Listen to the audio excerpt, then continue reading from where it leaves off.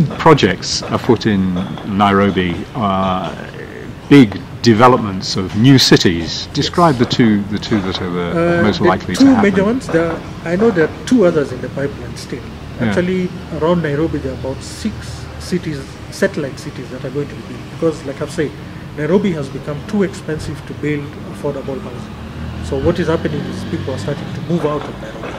So there are two developments, the two major ones which have got a lot of press. There's one towards the north of Nairobi. It's just off Nairobi, just out of the outskirts of Nairobi, but between Kiambu town, which is the next town towards the north, and northeast, there's Ruiru town. So between there'll be a city called Tatu City that is being built.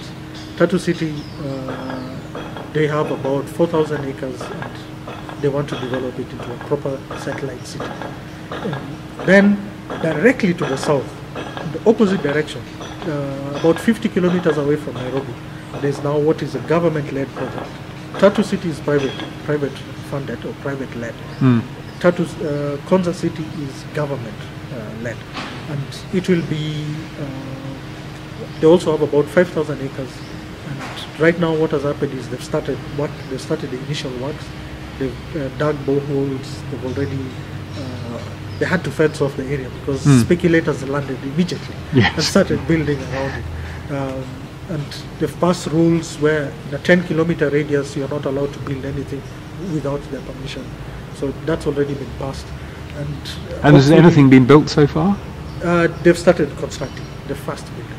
Okay. They just got the budget. I know they just got it approved, so they'll start building the first building. So what will be the biggest change in Nairobi in 10 years' time? 10 years' time, I doubt the housing situation will have been solved, but I think what will happen is at least services will have increased. Transport will be slightly better. It still needs a lot of input, a lot of money, but at least services. Issues like water. Nairobi suffers from floods when it rains, and when there's no rain, there's no water in your tap. So, but from what I've seen, the plans that are afoot, at least water will be solved. Electricity, I doubt it. That's something else that it's out of the control of the city. That would go. It will take a while, I think another maybe 20 years or so, for us to say for sure maybe the housing problem has been solved. The slums will not go away soon, anytime soon. Because if you try to clear a slum, what everybody in Kenya does is just go to the courts, get an injunction, and stop everything. So you can even stop yourself getting arrested. Just go to court and get an injunction against an arrest. Yeah. And what will the big opportunities be in the growth of the city over the next 10 years? The biggest opportunities, which I also personally am working on, just trying to crack this affordable, what you call affordable housing. Affordable housing is houses that will cost less than, let's say, $100,000 maximum. Less than that. A house that costs less than that. Because the biggest issue has just been the cost of land, because you have to pass it on to the house. But whoever can get a house that will cost even just $50,000, believe me, this market is ripe for that. You will not be able to meet the demand. Kenya needs 500,000 houses a year. We are barely building 3,000, even 5,000. So just imagine that. Nairobi is an African city and shares many of these problems with other African cities.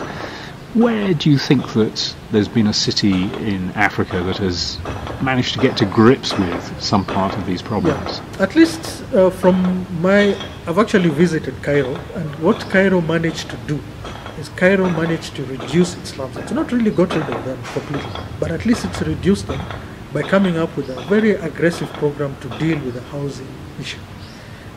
Most other cities just can't keep up with the rural-urban migration. That is the biggest problem in African cities. You go to Lagos, you will see that. Go to even Freetown, Sierra Leone, exactly the same thing. Or Kinshasa, same problem. Rural-urban migration. You saw in Zimbabwe what their solution was just kick everybody out, all the slums and get rid of all those people. But the people who've managed to actually solve it, I think the northern countries, the North African countries, Cairo, for example, has done it very, very well. So it's not really, because the problem here has been what I've explained before. you're building for the poor houses that are fit for the middle class, and you're not taking care of the middle class. So Yeah. the middle class move in there. So you have to somehow balance that. Kind of not do a slum upgrading, Yeah. but what you would call, what is the best word to use? The best word to use, it's almost like you're retrofitting it. Yes. Give him the same You're size taking of the house. existing dwelling. Yes, existing dwelling, but just make it now a bit more solid. Do it in brick and mortar. Give it That's some services. And put in water, put in electricity, sewage. That's it. What is the attraction of the city? You were talking about the caretaker here having. I've never really understood. You know, cities. You look at cities just tend to attract everyone. They're just magnets for people. Go to New York. New York is fantastic. Mm. I love New York. But actually my favorite city is Geneva. I really love Geneva.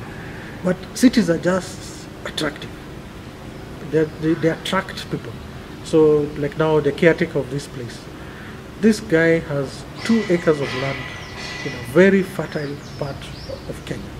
Very, very fertile. He could be earning 1 million shillings